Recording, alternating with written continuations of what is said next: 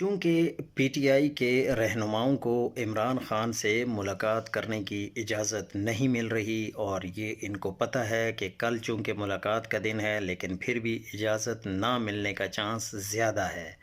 تو P T I نے final call کے حوالے سے تیاریاں مکمل کر لی ہیں۔ عمران خان سے کل ملاقات اہم ہے۔ پارٹی ذرائع کے مطابق اگر کل جیل میں طے شدہ لسٹ کے مطابق عمران خان سے ملاقات ہوتی ہے تو سہیل آفریدی نے اہم ذرائع کے ذریعے عمران خان کا پیغام لینے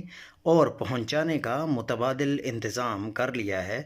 عمران خان کی جانب سے جو بھی ہدایات موصول ہوں گی اسی پر سہیل آفریدی اور پارٹی عمل کرے گی۔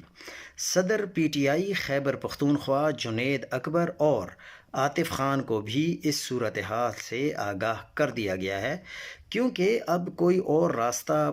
سہیل آفریدی کے پاس ہے نہیں کہ وہ عمران خان سے ملاقات کرے، اور لازمی ہے کہ ان کو کوئی نہ کوئی دوسرا راستہ اختیار کرنا پڑے گا جس کے ذریعے عمران خان سے کنورسیشن ہو سکے کسی کے ذریعے، اور وہ معتبر ذرائع بھی ہوں۔